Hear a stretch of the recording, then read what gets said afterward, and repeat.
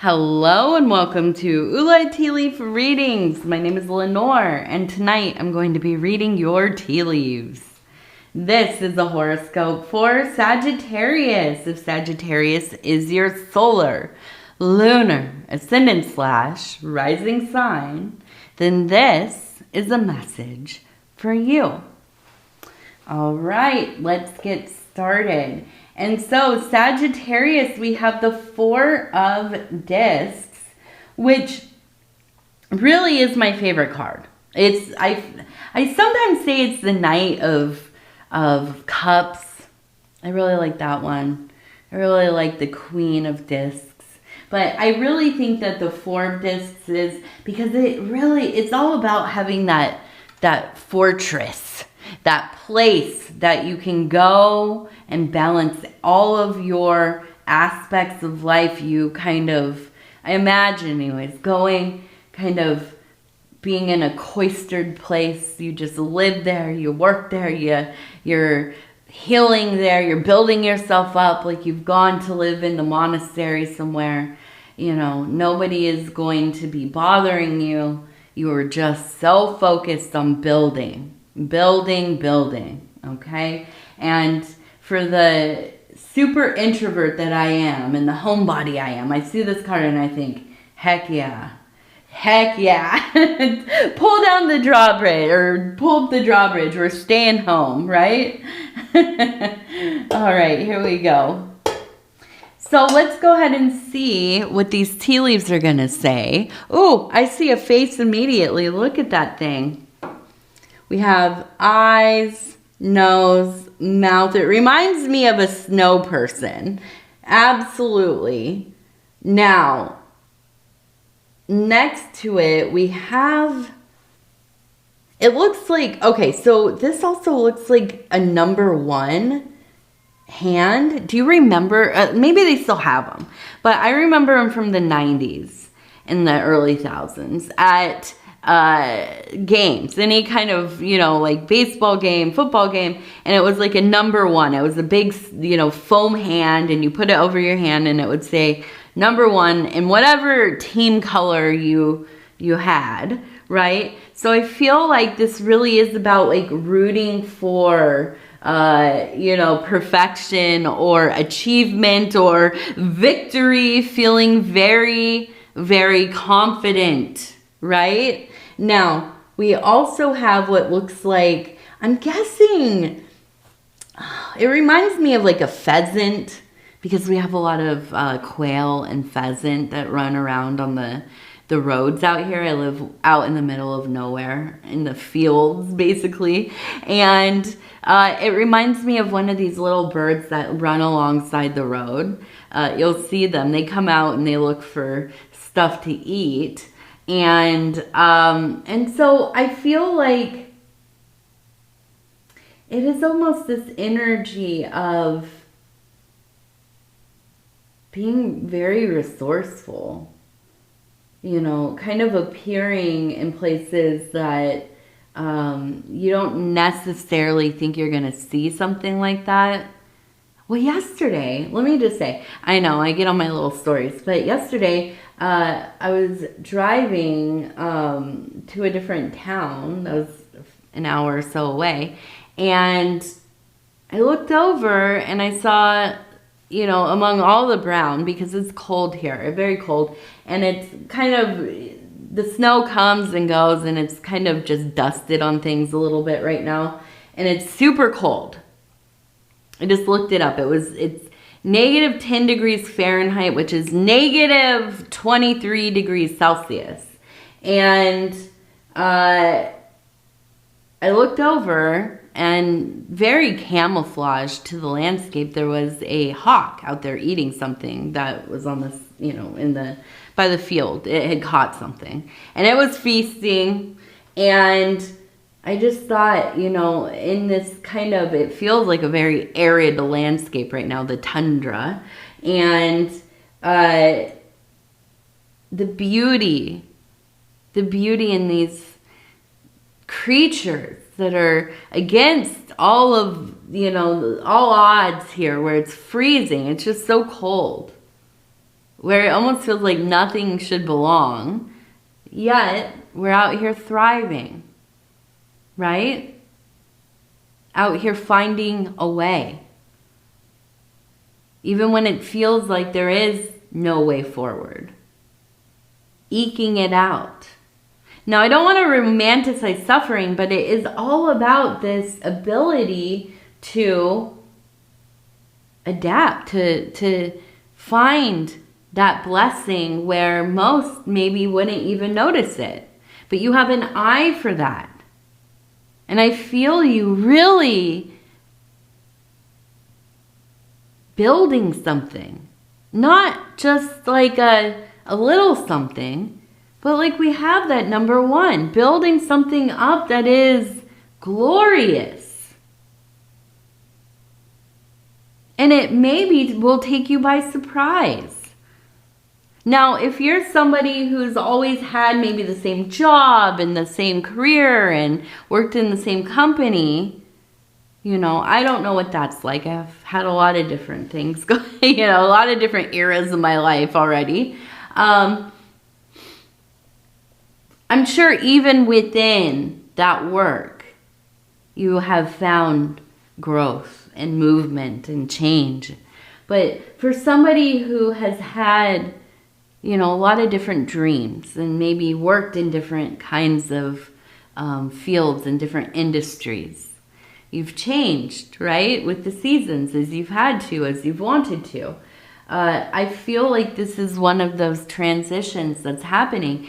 And it almost feels like this is that one thing that ends up being. It's like when you figure out how to make money doing something you absolutely love. Like suddenly, you know, whatever you make, maybe you like crochet baby clothes, or you, I'm trying to think of different things people love doing. You know, maybe you're somebody that is really into like hiking, and you find a way to like, you know, oh, I need this like, I can't find a shoe that works the best for me, my kind of foot. And you go out and you make your own kind of shoe or whatever. And it picks up because more people than you could have even imagined have the same problem, right? And it takes off. And here you are doing something that you love, right? And it's the way that you have found to make your fortune. And it all just kind of feels too good to be true. But I feel like you are on the cusp of being able to do something that is so meaningful to you that doesn't even really feel like work all the time. Okay? And so I feel this, and that's what the snowman is to me. It's about building. It's about building that thing one piece at a time. And sometimes it's like you're finding pieces that maybe wouldn't even make sense out of context, but you put it in there. And what am I talking about? Like, you know, the carrot. You think, well, what would a carrot have to do with building like a humanoid thing? Well, you put it in there and get it on the nose, and oh my gosh, it does. It looks like a nose. Right? Because you're resourceful, because you're creative, you're innovative. Okay, and I see this all coming together. Now, over here, it looks like we have a person who is releasing a bird. Okay, we also have other birds kind of within the one bird. And to me, it's like your vision, right? These high-flying birds, the raptors, the hawks, the eagles, the falcons, these are all about dreams to me. Because they're up there far above everything else. They have this vast perspective. They are of the air element. So they are thinkers. They are creatives. They have a vision. Not just some little thing, a big vision, right? And so I see you really releasing that into the world. And the smaller birds, they're all about messages. And I feel you really being able to get your message out there, whatever that is. Through this work, I see people relating to you I see them stopping and hearing you, taking part in whatever it is that you are doing. I mean, it could be like, oh, I want to start like a dog grooming business or something. And through that work, you are connecting with others, right? Lifting your vibration together. All of these places that we spend time in our life, they're theaters for us, right? Not only to play out our ordeals or our comedies or, our great heroes, epics, but they're places for us to be heard. They are places for us to hear. And so I really do. I think there's a lot of emphasis here on how you will affect others with your message. I also see the bird is carrying a fish, right? Right here. So the money is there and it is coming, and I feel like this is, it feels like almost like perfection, honestly, to come into a place in your life where you're going to be making money doing something that you are passionate about, and you're affecting other people, hopefully in a way that is beneficial to you and them, right? And so I think that this is important, and I think it is a place where we have to also, consider how will we affect other people?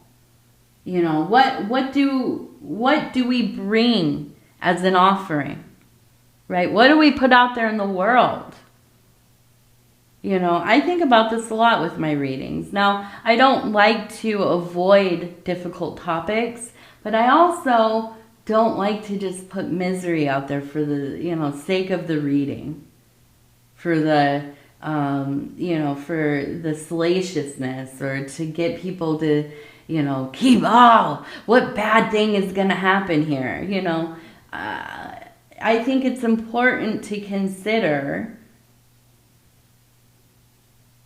what we're putting into our environment, collectively and privately, of course.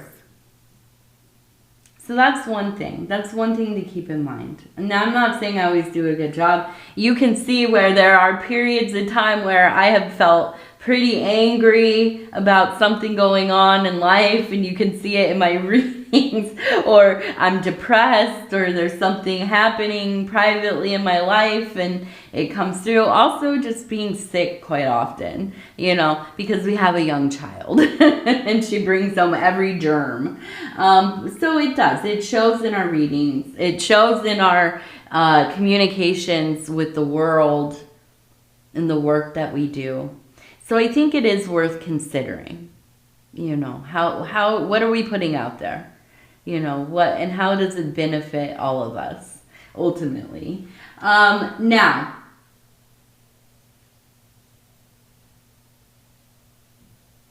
here's the big one. We have a person coming to this huge flower right here. We also have the bird flying above.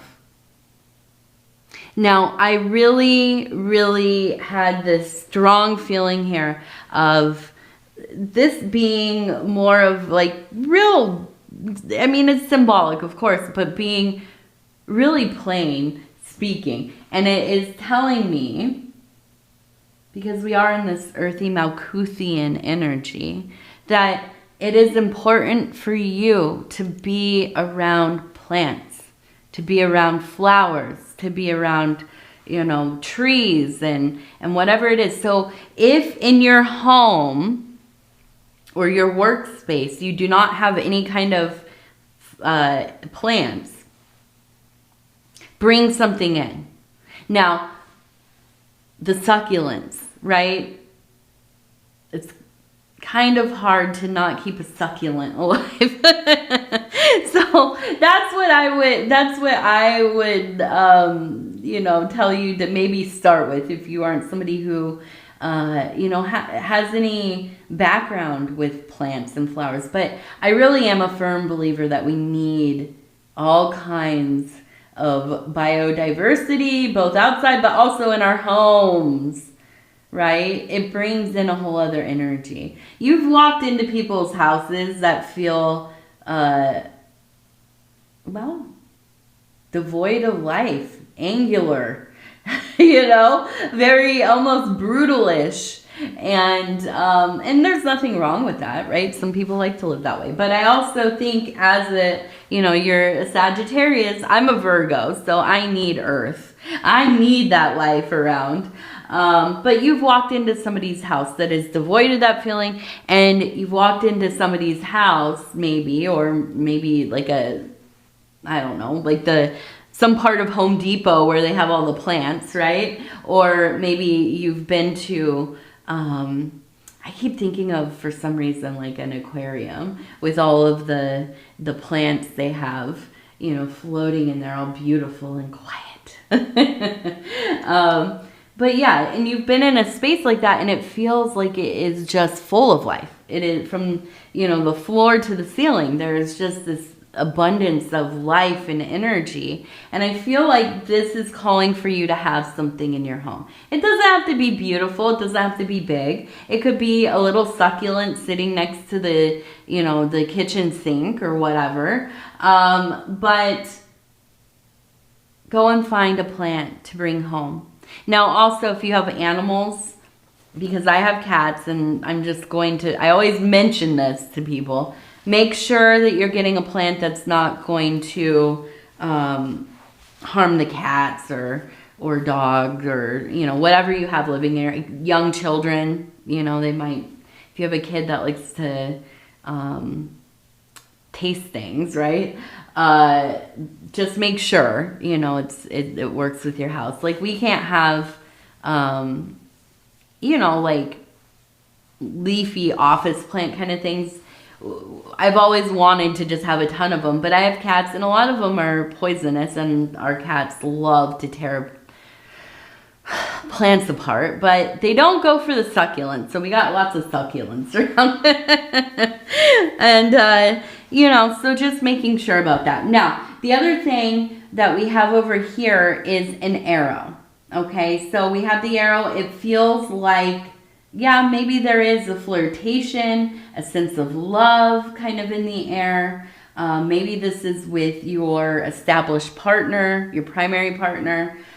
This might be somebody new. This might be like you've been dating somebody and now you're starting to get into that love zone. But I feel that it is going to be strong, and it is right in time for this kind of Valentine's Day part of the year, right? So it feels like you will be struck with that love bug for sure.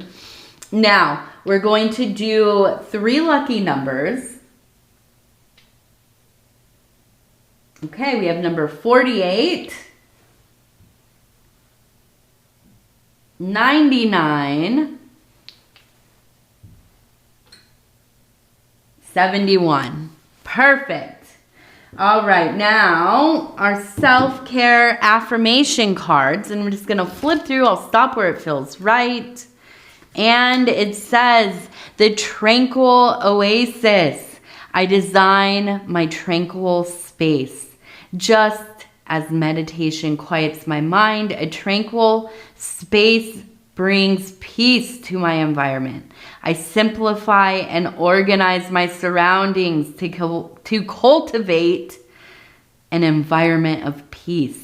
I am relaxed, I am at ease in my body, and my home is a tranquil oasis.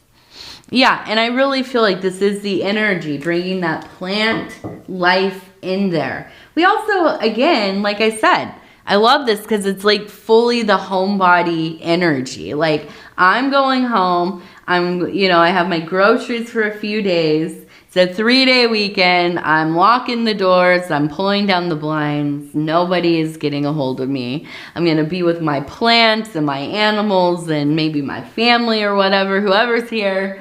It's just, yes, we're locked in, right?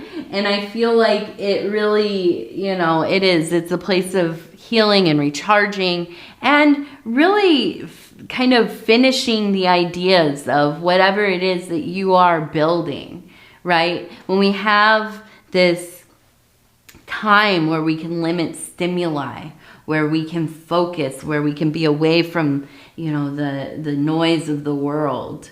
You know, we all need that. And it seems like we have less and less of it all the time. So being kind of resolved to give yourself that time and that space, you know, that's important. All right, Sagittarius, I love you. If you want to like the video, subscribe to the channel, leave a comment. I would love to hear from you. Take care of yourself. We're going to talk in a few days. Good night, good night, good night.